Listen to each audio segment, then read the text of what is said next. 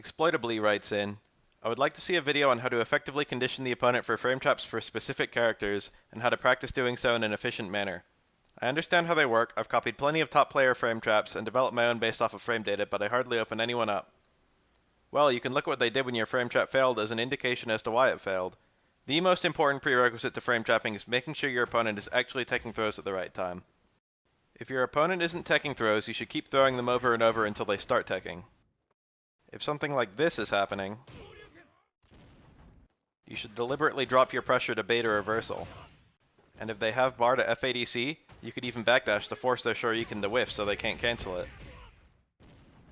If you see this, you might be using too many normals and pushing back too far, or using normals with not enough frame advantage. This shows they're crouch checking without reacting to your approach though, and you can punish this pretty easily with just block strings. It's important to note that there are two ways to tech a throw, stand teching and crouch teching. A stand tech works even if you throw the opponent first and thus has a bigger success window. They are vulnerable to low block strings however.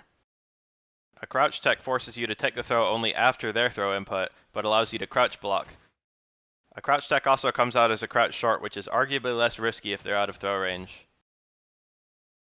Note that you can get counter hit out of crouch techs, but not stand techs. Some characters rely on this counter hit for superior frame trap combos.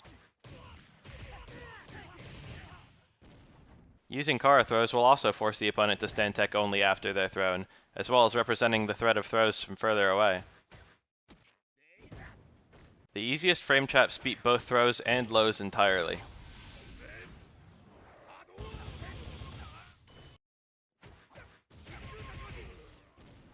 These kinds of frame traps are highly specific to your character. Here are some prominent examples.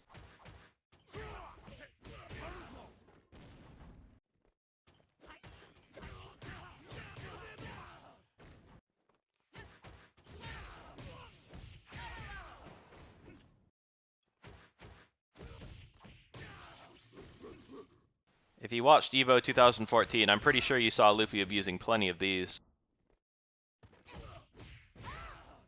Normal to normal frame traps are universal, but much harder. You want to go into normals that you can either safely cancel, or are plus frames enough to link out of. You should go from a normal that's plus on block into this ideal normal, leaving only a small number of frames for them to commit to a standard crouch tech. I don't know the exact window, I do it by feel. I've heard James Chen say 2 to 3 frames is ideal, but I've gotten a lot of mileage out of this one and it's longer than that.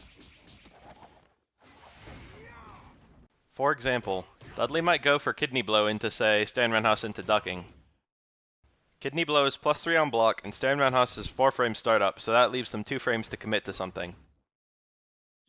If they're just blocking, you either should have thrown them, or your delay wasn't long enough.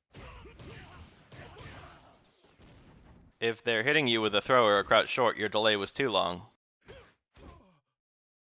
If they're reversing or backdashing or some other escape, you shouldn't be looking for frame traps at all.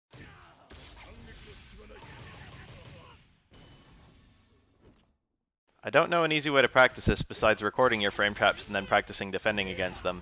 If you have any suggestions, please tell me and I'll make a follow-up video. As usual, remember to like, subscribe, and comment with your own requests.